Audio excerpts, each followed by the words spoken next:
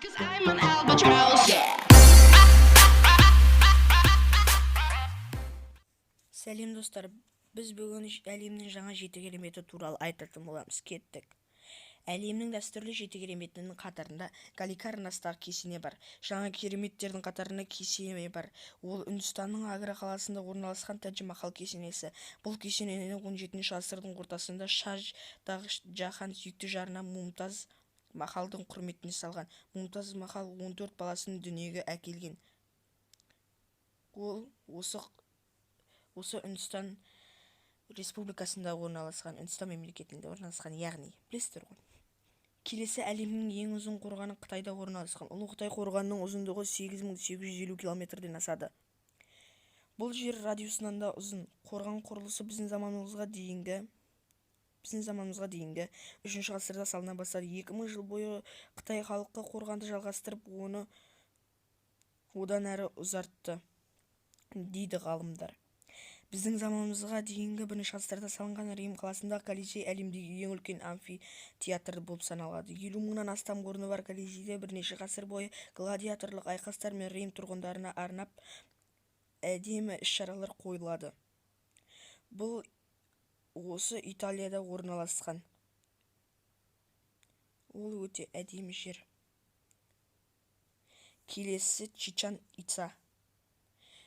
Чичен Итса Мексикада орналасқан Юкатан жартылай аралында көне қала. Чичен Итса майя өркениетінің дамуында мәдени және саяси рөл атқарады. Бірақ белгісіз себептермен Чичен Итса қаласы иесіз қалады. Сөйтіп ол қазіргі 9 сатылы Кулкуна пирамидасының арқасында ол әлемнің 7 кереметіне жатқан. Келесі Петра қаласы. Биік тас үйінді жартаста орналасқан Юрания қаласы. Әр кезеңде қала әр түрлі шапқыншыларға тиесілі болды. Біздің заманымызға дейінгі Юдуми, Набати, Бертін келе. Орта ғасырда Рим, Византия, араб шапқыншылар жаулап алған болатын. Келесі көне әлемдегі 7 керемет Еуразия елінде орналасса, жаңа 7 кереметтің географиясы Америка елінде қосып алынады. Оның оңтүстік Америка. Ал бұл Мачу-Пикчу қаласы. Теңіз деңгейінен 2500 км биіктікте орналасқан. Бұл өте әдемі. Хеопс пирамидасына да ұқсайды, бірақ одан әлдеқайда кішкентай. Оған жылына адамдар оны тамашалау үшін 400 мыңдап адамдар келеді. 1532 жылы белгісіз себептермен иттер қаладан жырақ кетті. Бұл өте әдемі жер.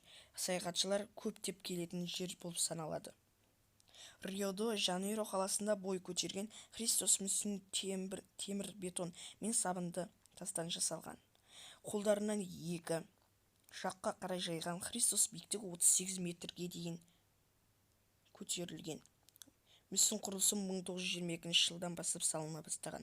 Достар, бүгінгі біздің 7 кереметіміз осылай. Сау болыңыздар.